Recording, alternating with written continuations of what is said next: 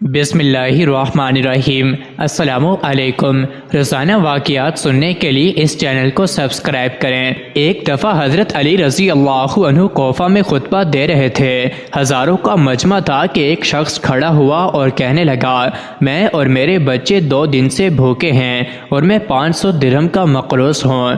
قرض خواہ آمادہ فریاد ہے۔ جناب امیر نے فرمایا، اے شخص بیٹھ جا، خطبہ مکمل ہونے دے، اللہ تیری حاجت پوری کرے گا۔ وہ شخص بیٹھ گیا۔ اس کے قریب ایک اور آدمی بیٹھا تھا۔ اس نے کہا، اے شخص، اتنے آدمی بیٹھے ہیں تو اپنا سوال پھر جاری کر، کوئی تو تیرا سوال پورا کرے گا۔ حضرت علی رضی اللہ عنہ کے پاس کیا رکھا ہے جو تجھے دیں گے؟ یہ تو خود بھی کئی دن کے فاقے کرتے ہیں، یہودیوں کے باغ میں مزدوری کرتے ہیں، بس وہ تجھے کہاں سے دیں گے؟ وہ شخص کھڑا ہوا اور اپنا سوال پھر دہرایا۔ جناب امیر نے پھر پہلا جواب دیا اور بیٹھنے کو کہا۔ وہ آدمی بیٹھ گیا۔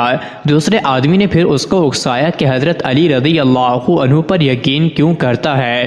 ان کے پاس حقیقت میں کچھ نہیں ہے، 500 دینار کہاں سے دیں گے؟ یہ آدمی پھر کھڑا ہو گیا اور اپنا سوال پھر دہرایا کہ حضرت علی رضی اللہ عنہ نے کہا، اے شخص بیٹھ جا، خطبہ ختم ہوا چاہتا ہے، میں ضامن ہوں کہ پروردگار عالم تیری خواہش ضرور پوری کرے گا، خطبے کے بعد مجھ سے مل لینا۔ پس وہ آدمی یقین کرتے ہوئے آرام سے بیٹھ گیا۔ خطبہ تمام ہوا۔ حضرت علی رضی اللہ عنہ خود چل کر اس شخص کے پاس گئے اور ایک طرف جنگل کی جانب اس کو لے کر چل دیے۔ کچھ دور چلنے کے بعد اسے کہا، آنکھیں بند کر۔ اس نے آنکھیں بند کر لیں۔ فرمایا، کھول دے۔ آنکھیں کھولنے پر معلوم ہوا کہ ہم مصر کے بازار میں کھڑے ہیں، غلاموں کی خرید و فروخت ہو رہی ہے۔ فرمایا، میں تیرا غلام ہوں، مجھ کو 500 درہم میں فروخت کر دے، خبردار زیادہ مت مانگنا۔ وہ شخص حیران ہوا، مگر حضرت علی رضی اللہ عنہ کے زور دینے پر ایسا ہی کیا۔ ایک بادشاہ کا وزیر وہاں موجود تھا۔ اس نے پہلے تو دیکھنا شروع کیا اور پھر قیمت معلوم کی، 500 درہم بتائی گئی۔ اس نے 500 درہم اس کے حوالے کیے۔ اس آدمی نے اپنی راہ لی اور حضرت علی رضی اللہ تعالی عنہ وزیر کے ساتھ بادشاہ کی خدمت میں حاضر ہوئے تو بادشاہ نے کہا، اے شخص، تو کیا کام کر سکتا ہے؟ فرمایا، جو کچھ بھی حکم ہو، بصر و چشم بجا لاؤں گا۔ بادشاہ بہت خوش ہوا اور کہا کہ پہلے تو یہ کام کرو کہ ایک اژدھا ہر سال یہاں اس شہر میں آتا ہے اور بہت سے آدمیوں کو نگل جاتا ہے، اب چونکہ اس کے آنے کا دن ہے، تم کسی طرح اس کو ہلاک کرو۔ بس اگلے دن حضرت علی رضی اللہ عنہ بما حکام کے اس راستے پر کھڑے ہو گئے جہاں سے اژدھے نے آنا تھا۔ آپ نے دیکھا کہ ایک بہت بڑے اژدھے نے آنا تھا۔ آپ نے دیکھا کہ ایک بہت بڑا اژدھا پھنکارتا ہوا آ رہا ہے۔ سب لوگ خوف سے کمزور پڑ گئے۔ آپ رضی اللہ عنہ نے حوصلہ دیا اور خود آگے بڑھ گئے، یہاں تک کہ اژدھا بالکل قریب آ گیا۔ آپ رضی اللہ عنہ نے آگے بڑھ کر اس کے دونوں جبڑے پکڑے اور چیر کر 2 ٹکڑے کر دیے۔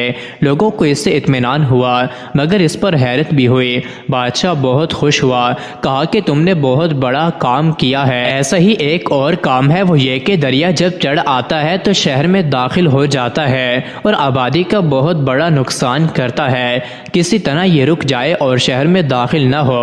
آپ بما حکام دریا پر گئے اور شہر کی طرف سے ایک چھڑی لے کر کنارے کے قریب ایک لکیر لگا دی اور کہا، اے دریا، تجھے میری قسم ہے جو اس لکیر سے آگے بڑھے۔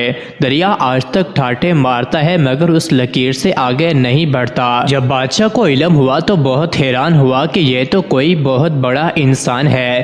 کہنے لگا، اے شخص، تو نے 2 بڑے کام کیے ہیں، اگر ایک اور کام کر دے تو تجھے آزاد کر دوں گا۔ فرمایا کہ کام بتائیں۔ بادشاہ کہنے لگا کہ ایک شخص کوفہ میں حضرت علی رضی اللہ عنہ کے نام سے مشہور ہے، اس کا سر کاٹ کر لا دے۔ آپ نے کہا، یہ کام بہت آسان ہے، جلدی سے تلوار لائے، ابھی سر حاضر کرتا ہوں۔ بادشاہ نے تلوار منگوائی۔ آپ نے فرمایا، اس تلوار کو بلند کرو، جب میں 1 2 اور 3 کہوں تو تم فوراً تلوار مار دینا، حضرت علی رضی اللہ تعالی عنہ کی گردن تمہارے سامنے پڑی ہوگی۔ بادشاہ نے تلوار اٹھائی۔ حضرت علی رضی اللہ عنہ نے 1 2 3 کہا۔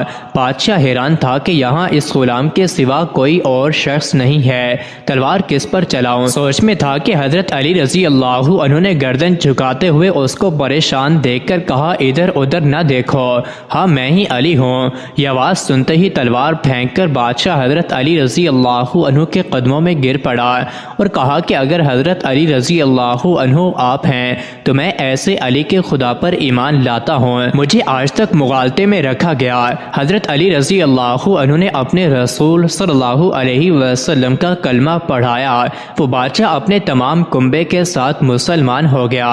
حضرت علی رضی اللہ عنہ نے اسے دعا دی اور کوفہ کی راہ لی۔ مزید ایسے ہی ویڈیوز کے لیے چینل کو ضرور سبسکرائب کریں۔